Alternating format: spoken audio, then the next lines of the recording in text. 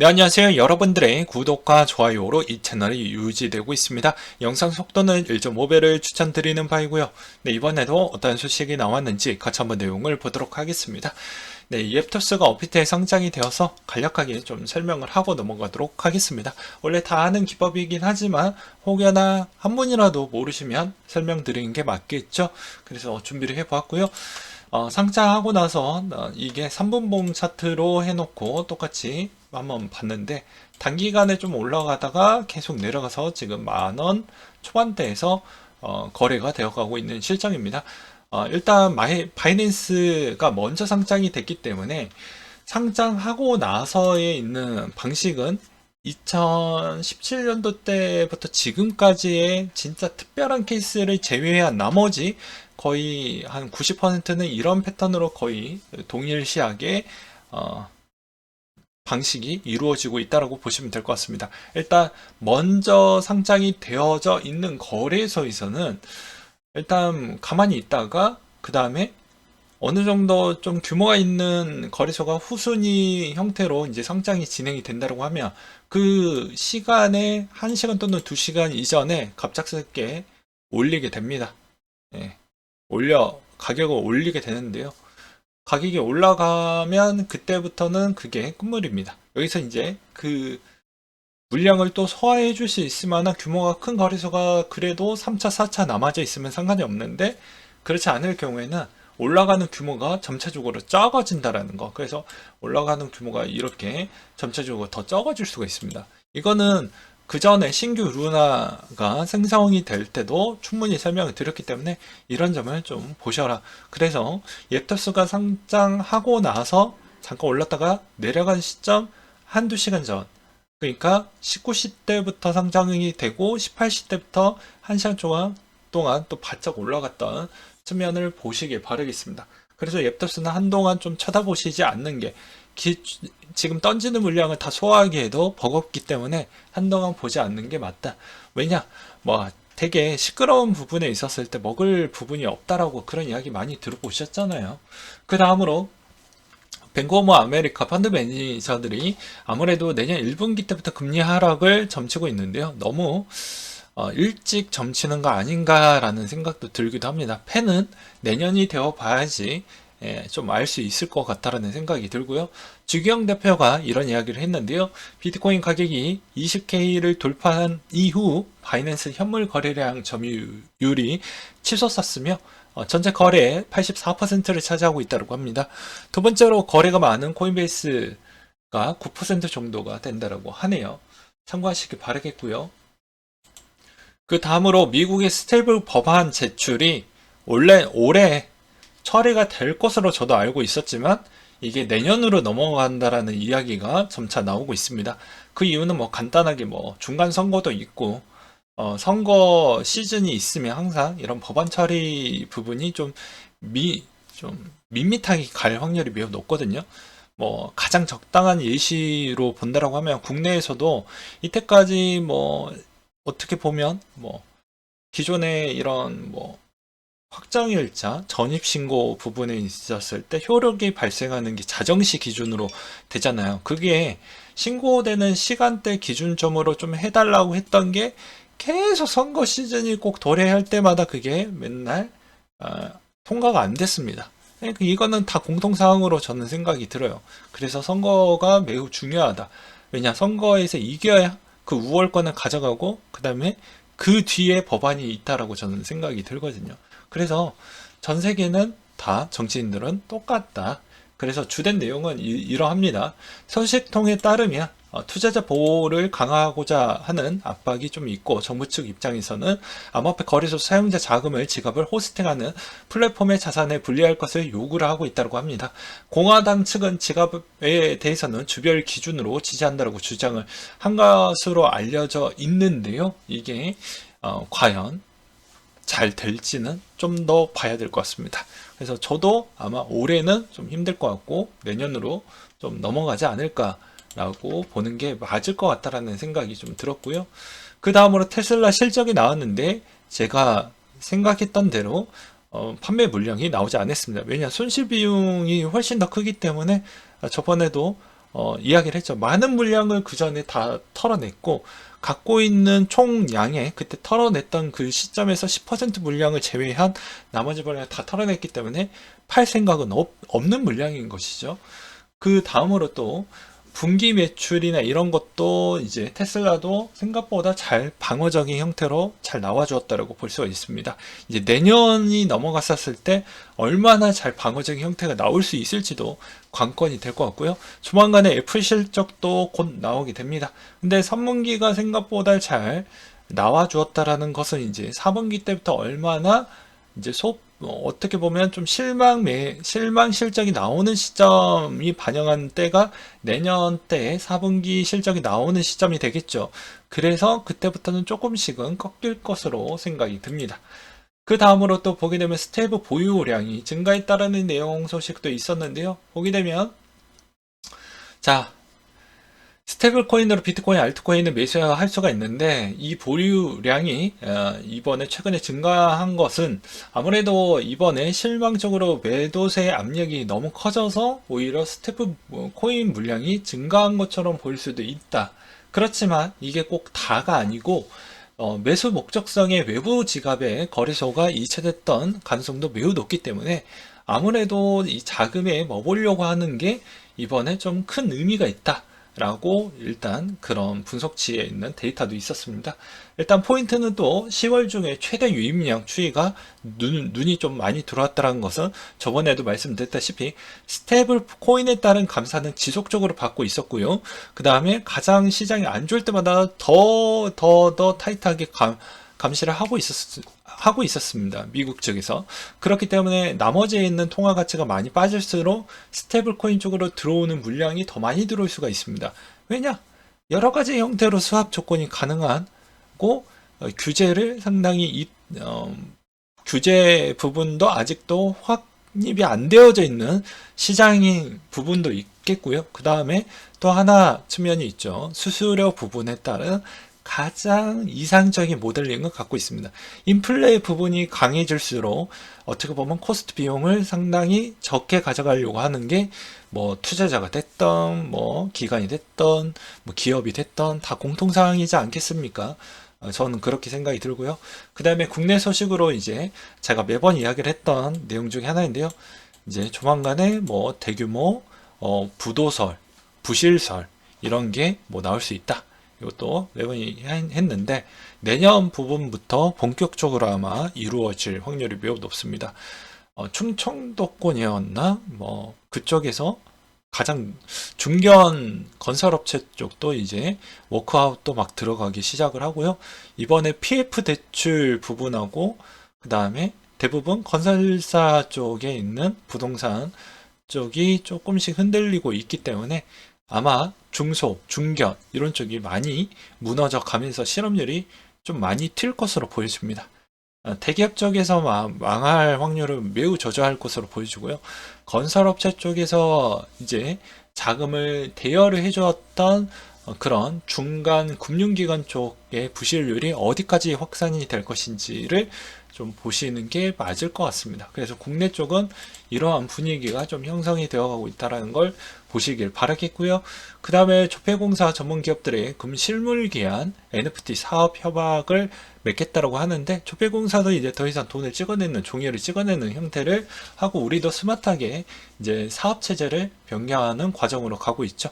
즉 이것만 봐도 앞으로 20대 연령대에서 취업하기에 필수 조건은 개발 부분에 있었을 때 스킬이 무조건 필요하다라는 걸 알 수가 있게 되겠습니다.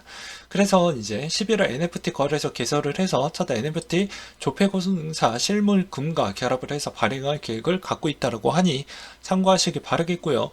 그 다음으로 농협은행에서 블록체인 기반 해외 송금 기술 검증을 완료했다고 합니다. 이 말의 즉슨 또 취업 시장으로 보았을 때 이제 더 이상 IT 계열 쪽만 이제 더 공고하게 받겠다라는 걸 확실하게 보여주는 사례이기 때문에 안타깝게 이제 보게 되면 문과 쪽은 진짜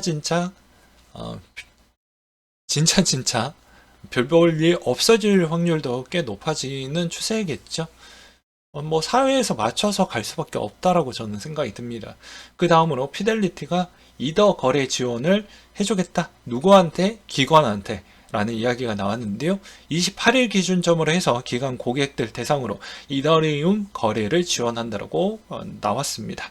그래서 이더가 생각보다 이제 POS로 넘어갔기 때문에 앞으로 이제 기관들이 생각보다 이렇게 잘 이렇게 좀 포장을 더 하고 하게 되면 더 괜찮지 않을까라고 해서 이렇게 지원 서비스를 좀 밝힌다라고 보시면 될 것 같고요.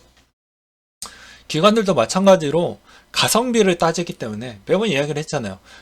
이 자산 운용 규모가 큰데 거기에서 100억 원은 빙산의 일각이라고. 그래서 그게 나중에 10배, 20배 이상 오면 본인한테 아주 드라마틱한 수익률이지 않습니까? 이 돈은 그분들한테는 없어도 되는 돈 형태처럼 운용을 하기 때문에 크게 개의치 않고 들어올 수 있을 만한 확률이 매우 높다라는 것입니다. 그리고 가장 수익률 부분도 위험성은 매우 높지만 그래도 매력적인 자산은 저는 맞다라고 보고 기관들도 충분히 계속 접근성이 높아질 것으로 저는 생각을 하고 있고요. 그 다음으로 네트워크 난이도를 보게 되면 대비와 그 다음에 비트코인 가격 대비를 추종했던 그래프가 있었습니다.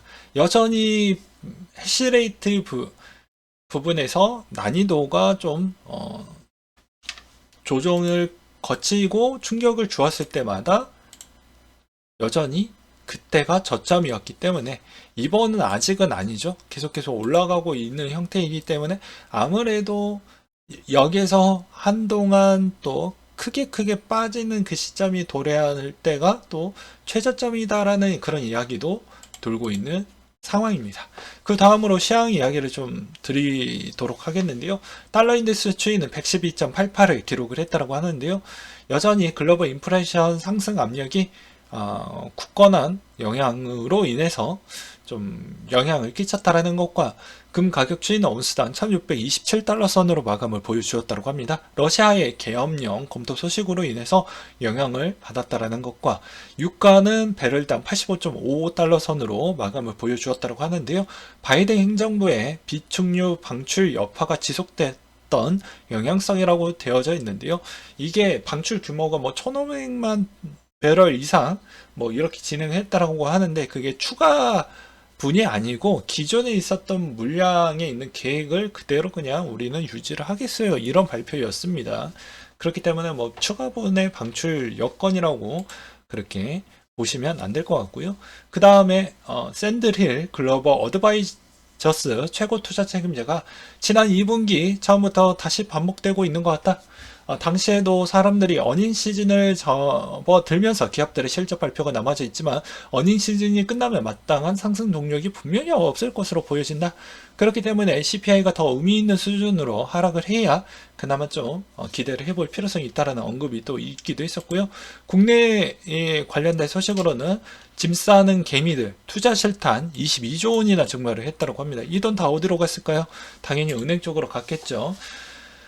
그 다음으로 푸틴의 우크라 점령리 계엄령으로 인해서 아무래도 계속해서 영토를 지켜내려고 하는 그런 액션을 계속 취해주고 있다는 것과 그 다음에 좀 실망적인 형태가 크립토에도 여전히 영향을 끼쳤다는 것은 아무래도 유럽에 있는 소식 때문에 저는 그렇게 보고 있습니다. 22에 75bp 인상권도 이야기가 나왔고요.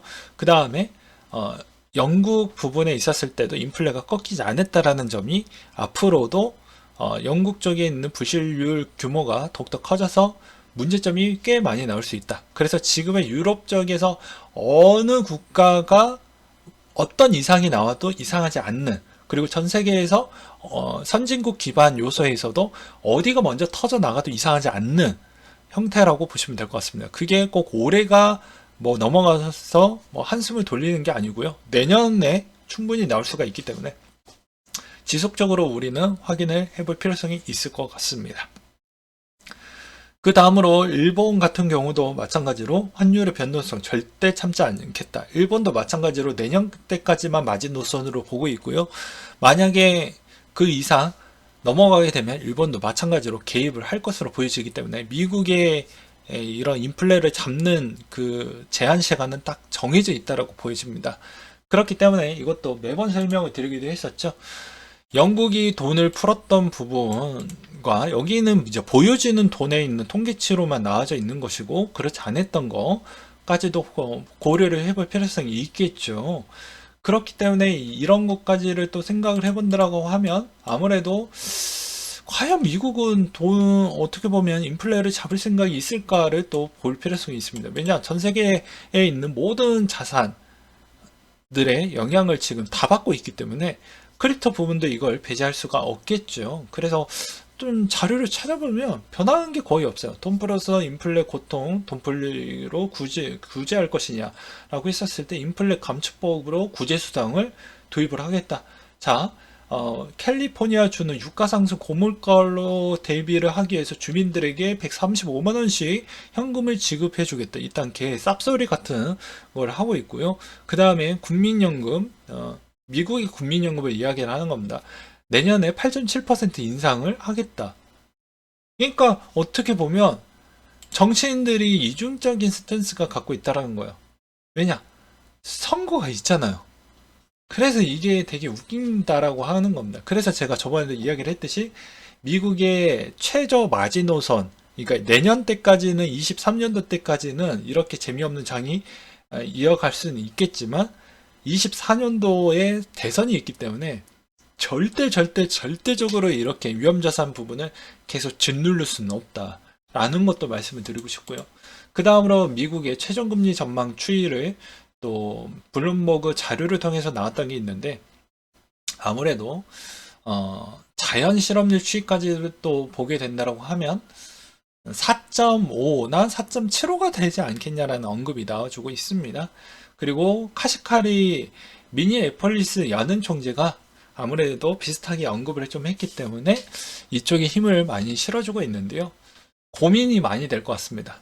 왜냐하면 이 금리를 빨리 내린다라고 해도 인플레가 아무래도 저번에도 이야기를 했듯이 좀 이야기가 좀 길어질 것 같지만 그래도 이 이야기가 상당히 중요하기 때문에 아무래도 내려가는 위치가 5%나 또는 4% 위치에서 좀 장기간 오랫동안 있어버리면 이것도 고민이 될 것 같아요.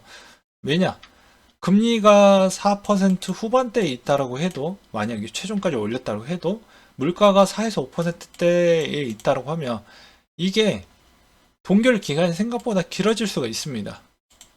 그러면 이때에 엄청난 불꽃을 피우고 내려갈 때도 제가 세 가지 컨셉을 이야기를 하기도 했었죠. 내려갈 때 빨리 내려갈 거냐 아니면 천천히 내려갈 거냐 둘 다 혼합해서 내려갈 거냐 이거에 따라서 진짜 우리 크립토 시장에 미치는 영향 강도도 매우 커진다라고도 분명히 설명을 드리기도 했습니다. 그렇기 때문에 그게 정말 중요하다라고도 설명을 드렸기 때문에 진짜 그 내용이 정말 중요하다라고 말씀을 드렸습니다. 이게 내려가는 속도가 이렇게 빨라지면 이게 그만큼 경기가 안 좋다라는 거예요. 근데 기업 실적은 어떻죠? 분기에 한 번이니까 3개월에 한 번씩 나오니까 그 주에 그 분기에 한 번만 나쁠 것 같습니까? 연속적으로 계속 이어지겠죠. 그러면 이게 1년 동안 안 좋아집니다. 기본값으로. 그럼 내려가는 속도가 가속도를 붙기 시작을 하면 야 도대체 얼마나 시장이 안 좋길래 그렇게 볼 수가 있냐. 그럼 이때는 왜 크립토 시장에도 별로 안 좋냐면 어차피 2021년도 때 기준으로 가장 돈을 많이 벌었던 크립토 시장에서 누구입니까? 큰 손은 미국인입니다. 미국인이 60조 원, 70조 원 이상 크립토에서 돈을 벌었기 때문에 그분들이 다시 여기에서 재투자해서 다시 돌아오려고 한다고 하면 아무래도 시장에서 내가 뭐 실업자가 안 되던지 아니면 내가 쓸 수 있을 만한 돈의 여유율이 있어야 되는데 그렇지 않는다라는 것이죠. 그러하기 때문에 웬만하면 이것도 좀 초반에는 빨리 내려주면서 완만하게 내려가는 형태가 가장 이상적이다. 그래서 4만이라고 이야기를 했죠. 이렇게 이란이 이렇게 빨리 내려가는 건 별로 좋지 않고요. 그 다음에 또 완만하게 내려가는 것도 별로 좋지 않습니다. 왜냐하면 완만하게 내려간다라는 의미는 생각보다 버티지 못하는데 죽어가고 있는데 천천히 내려버리면, 물가 때문에 천천히 내려버린다고 하면, 저번에도 이야기를 했잖아요. 연준의 고민은 진짜 객관적으로 투자자를 제외하고 연준의 입장으로만 저는 생각을 합니다. 연준의 입장은 이 인플레 불씨를 아예 죽여버리겠다라는 건 아닙니다. 그냥 2% 기준점으로 가고 싶어 하는데, 의도대로 2%보다 그냥 물가가 오히려 0%로 가버릴 수 있는 확률도 있기 때문에 한번 내려가기 시작을 하면 무섭다라는 것이죠. 그래서 완만하게 하는 그런 정책도 맞지 않는다. 그래서 적절하게 초반에 좀 빨리 내려주면서 완만하게 내려가는 형태를 가는 이유는, 완만하다라는 건 초반에 빨리 내렸지만 완만하게 간다라는 건 이제 기업이 좀 회복이 될 만한, 버틸 만한 요소가 됐기 때문에 거기에서 완만하게 가겠다라는 것인데요. 그게 또 나중에 기업 실적이 좀 더 완만하게 잘 나와 주어야지 그게 형성이 된다는 것입니다. 이걸 확인하는 구간이 2023년도 때가 될 것 같다 라고 말씀을 드리는 것이죠. 이게 이어지는 게 이제 끝물이 2024년도 때까지 이어진다고 보시면 될 것 같습니다. 그러니까 생각보다 여러분들이 가장 어려운 시장 부분을 좀 여러 가지로 생각을 하시면서 투자에 임하셔야 된다라는 점을 계속해서 말씀을 드리는 거예요. 네, 이상으로 마치도록 하겠습니다.